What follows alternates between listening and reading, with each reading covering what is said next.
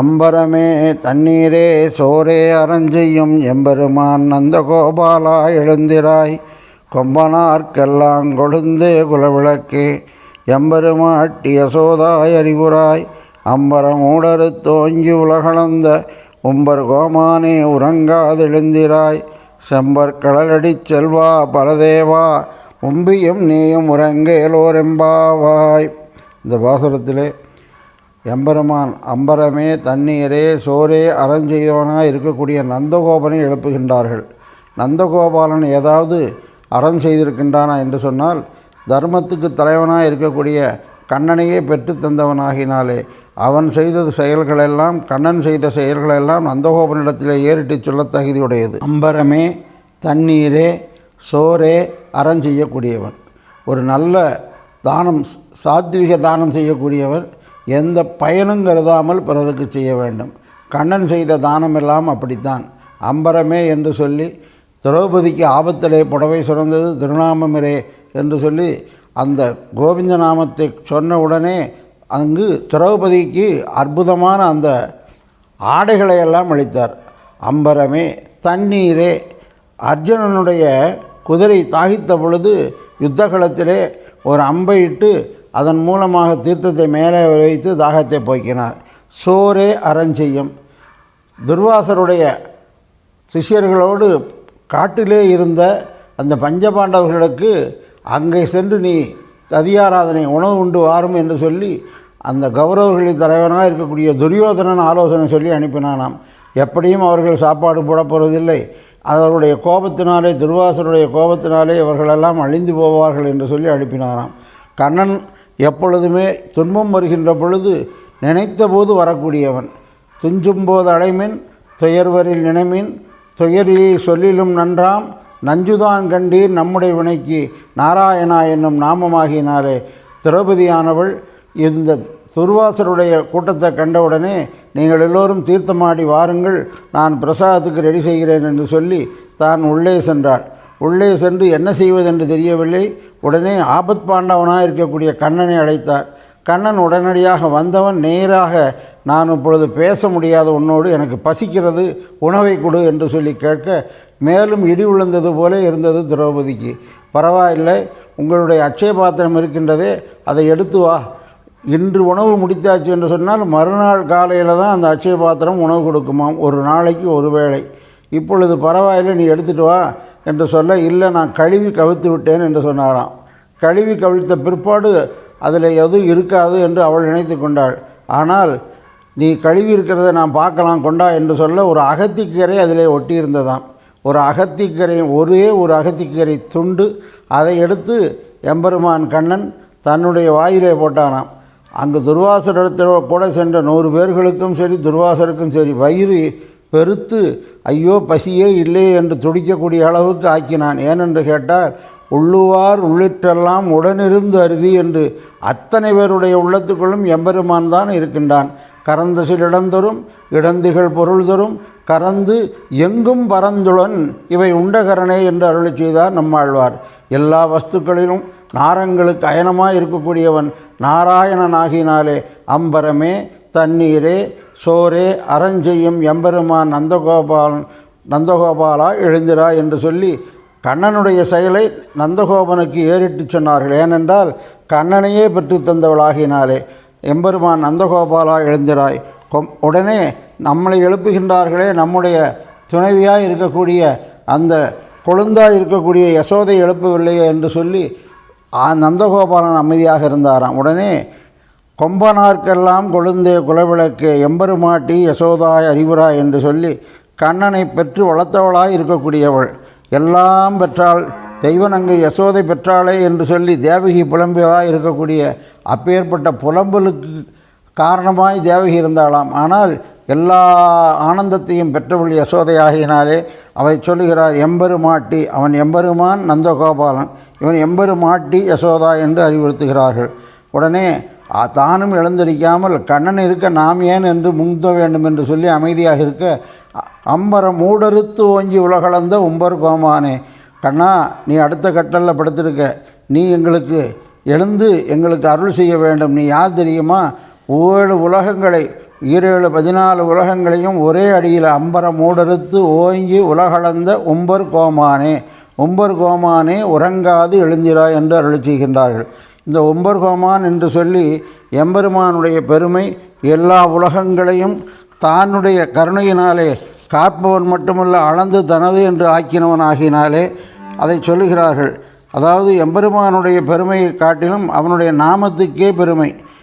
அதாவது மந்திரங்கள் வியாபகங்கள் என்றும் அவ்வியாபகங்கள் என்றும் இரண்டு வர்க்கம். அவ்வியாபகங்களில் வைத்துக்கொண்டு பெரிய திருமந்திரம் பிரதானம் ஆகினாலே அந்த பெரிய திருமந்திரத்தினுடைய பொருள் தான் உலகில் உள்ள அத்தனை வஸ்துக்களும் தனக்கு சொந்தம் என்று சொல்லக்கூடியதாகினாலே நந்தகோபாலன் மருமகளே நப்பின்னா என்று சொன்னது போலே இங்கு எம்பெருமான் அம்பரம் மூடறுத்து ஓங்கி உலகளந்த உம்பர் கோமானே உறங்காது எழுந்திராய் செம்பர் கடலடி செல்வா பலதேவா. கண்ணன் நம்ம எழுப்பினார்களே, நமக்கு பக்கத்து கட்டிலே இருக்கக்கூடிய அண்ணனாய் இருக்கக்கூடிய பலராமன், அவன் பாவதர்களிலே தலை சிறந்தவனாய் இருக்கக்கூடிய லட்சுமணனுடைய மர அவதாரமாகினாலே அவனை எழுப்பட்டும் என்று அமைதியாக இருக்க உடனே சொல்லுவோம், ஒம்பர் கோமானே உறங்காது எழுந்திராய் செம்பர் கடலடி செல்வா பலதேவா ஒம்பியும் நீயும் உறங்கேலோ ரெம்பாவா என்று சொல்லி அருளி செய்தார்கள். எம்பெருமான் இவன் பொற்காலிட்டது பிறகுதான் அற்புதமாக அந்த கண்ணன் தங்கும்படியாக ஆகிட்டு தான். அதாவது ஒம்பியும் நீயும் உறங்க இளவரம்பாய், நீங்கள் 2 பேரும் உறங்கலாமா என்று இந்த பாசுரத்திலே 4 வரையும் எழுப்புகின்றார்கள். சென்ற பாசுரத்திலே வாயில் காப்பாளன் கோயில் காப்பாளனை எழுப்பி அவர்களுடைய அனுமதியோடு நந்தகோபன் இருக்கக்கூடிய அந்த திருமாளிகைக்கு உள்ளே சென்றார்கள். அங்கு வரிசையாக 4 கட்டில்கள் எம்பெருமானை காக்கக்கூடிய நந்தகோபாலனும், எம்பெருமானுக்கு எல்லாவித கைங்கரியும் செய்யக்கூடிய அந்த யசோதை பிராட்டியும், தனக்கு சென்றால் குடையாம் நின்றால் சிம்மாசனமாக இருந்தால் மரபடியாம் என்று இருக்கக்கூடிய பலராமன் அருகே இருக்க இந்த 4 வரையும் முறையே எழுப்பினார்கள் என்று அள்ளி செய்யக்கூடியது இந்த பாசனம். இந்த பாசனமானது சுவாமி எம்பெருமானார் என்று சொல்லக்கூடிய உடையவர் அவரை உணர்த்துவதாக சுவாபதேசத்திலே கொள்ளக்கடவது. அன்னங்கராச்சாரிய சுவாமிகள் அவர்கள், காஞ்சி சுவாமிகள் அவருடைய அனுபவத்திலே இந்த பாசனங்களுக்கெல்லாம் சுவாபதேசம் முக்கியம். ஏனென்று கேட்டால் ஆண்டாள் திருப்பாவை நோன்பு நோற்றதாக சொல்லப்படுகிறது. ஆனால் ஒரு குளத்துக்கோ அல்லது ஒரு நதியிலோ சென்று தீர்த்தமாடி விரதம் முடித்ததாக இல்லை. குளத்துக்கு சென்றிருக்கலாம். இப்பொழுதும் திருமுக்குளம் என்று சொல்லி அங்கே இருக்கின்றதே, அது ஒரு காரணமாக கொண்டு அடியார்களையெல்லாம் துணை தேட்டம் தேடிக்கொண்டு ஒரு ஆனந்தத்தை அனுபவிப்பதற்காக ஆண்டாள் செய்தது. அது நேரடியாக பொருள் பார்த்தோம் என்று சொன்னால் திருப்பாவை ஆகிறது. இந்த திருப்பாவையை சொல்லிக்கொண்டு எம்பெருமானை அடைவதற்கு ஒரு வழியை காட்டினாராகினாலே சுவாபதேசத்திலே இந்த பாசனமானது அம்பரமே தண்ணீரே சோரே அறஞ்செய்யும். யார் என்று சொன்னால் சுவாமி உடையவர். அம்பரமே தண்ணீரே சோரே அறஞ்செய்யும் எம்பெருமான் நந்தகோபாலா எழுந்திராய். நந்தகோபாலன் யார் என்று சொன்னால் இங்கு எம்பெருமானாரை உணர்த்துவது. மேல்கோட்டை எம்பெருமான் எதிராஜ சம்பத்குமாரரை தான் கொண்டவராகினாலே அம்பரம் என்று சொல்லக்கூடிய ஆடையை கொங்கில் பிராட்டி என்ற லட்சுமிபாய்க்கு தன்னுடைய மேலாடையை அளித்து அவரை வெளியில் வருவதற்கு உதவியாக பண்ணினாராம். அம்பரமே தண்ணீரே தீர்த்தம். காஞ்சிபுரத்து எம்பெருமான் தேவாதி ராஜனாக இருக்கக்கூடிய தேவாதி தேவனுக்கு பல காலங்கள் தீர்த்த கைங்கரியம் பண்ணினாராம். ஏனென்று கேட்டால் வெந்தியமலையிலே தான் தனித்து வந்த பொழுது அந்த வேடன் வேடுவச்சியாக வந்த பெருமாளும் பிராட்டியும் தாகித்தது என்று கேட்டார்களாம். இவர் போய் தீர்த்தம் இடுவதற்கு சென்று வருவதற்குள் அவர்கள் மறைந்து விடவே எம்பெருமானுக்கு உகப்பாக இருக்கக்கூடியது தேவராஜன். யார் என்று சொன்னால் அக்னியிலே பிரம்மாவினுடைய வேள்வியிலே வந்தவர்.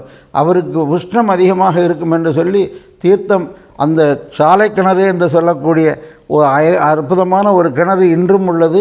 அங்கு சென்று தினசரி தோளிலே தீர்த்தத்தை எடுத்து தீர்த்த கைங்கரியம் பண்ணினார். அம்பரமே தண்ணீரே சோரே அறஞ்செய்யும்.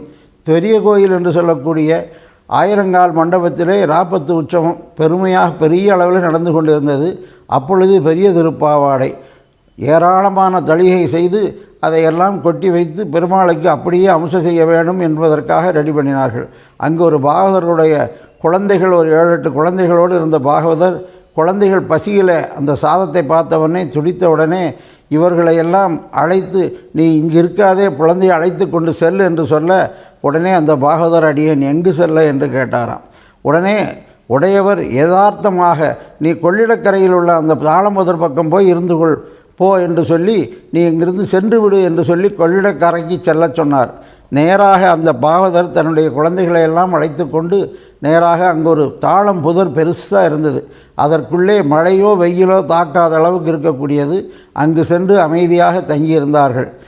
எம்பெருமான் இந்த எம்பெருமானாருடைய உத்தரவு பொய்யாகக்கூடாது என்பதற்காக தன்னுடைய ஆலயத்திலே ஒரு கங்காளம் என்று சொல்லக்கூடிய ஒரு பெரிய பாத்திரத்தோடு தினசரி பெருமாளுக்கு தானே சுமந்து கொண்டு வேங்கடங்கள் மெய்மேல் வினைமுற்றமும் தாங்கள் தங்களுக்கு நல்லனவே செய்வார் வேங்கடத்துறைவார்க்கு நம எனலாம் கடமை அது சுமந்தார்களுக்கே என்று நாம் செய்ய வேண்டியது எம்பெருமானிடத்தில் நமக நான் எனக்குரியவன் அல்ல பிறருக்குரியவனும் அல்ல உனக்கே உரியவன் என்று இருந்தோம் என்று சொன்னால் நம்முடைய கஷ்டங்களையோ நம்முடைய துன்பங்களையோ அத்தனையும் எம்பெருமானே தாங்கிக் கொள்வான். அந்த தாங்கிக் கொள்வதற்காக சொல்லுகிறோமா என்று சொன்னால் அப்படி அல்ல.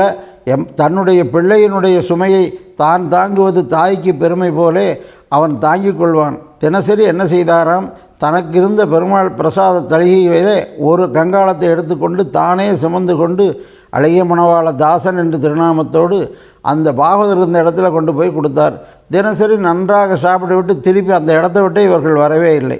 ஒரு 10 நாள் நிர்வாகத்திலே பார்த்தால் தினசரி ஒரு பாத்திரம் குறைகிறது, பிரசாதம் குறைகிறது என்று சொல்லி உடையவருக்கு தகவல் வந்தது. இதற்கு ஏதோ ரகசியம் உள்ளது என்று சொல்லி தன்னுடைய கோஷ்டியிலே உள்ள பாகவதர்களை அழைத்து என்ன நடக்கிறது, இங்கே வந்த கூட்டம் ஒரு பாகவதர் 7-8 குழந்தைகளோடு இருந்தாரே அவர் எங்கே என்று கேட்க அவர் இங்கு காணாம், ஆனால் கொள்ளிடக்கரையிலே ஒரு தாளம் முதலிலே இருக்கின்றார், குழந்தைகளெல்லாம் நல்ல கொழு என்று இருக்கிறது என்று சொல்ல உடனடியாக அவரை போய் அழைத்து வர சொல்ல விழுந்து சேவித்தாராம் பாகவதர்.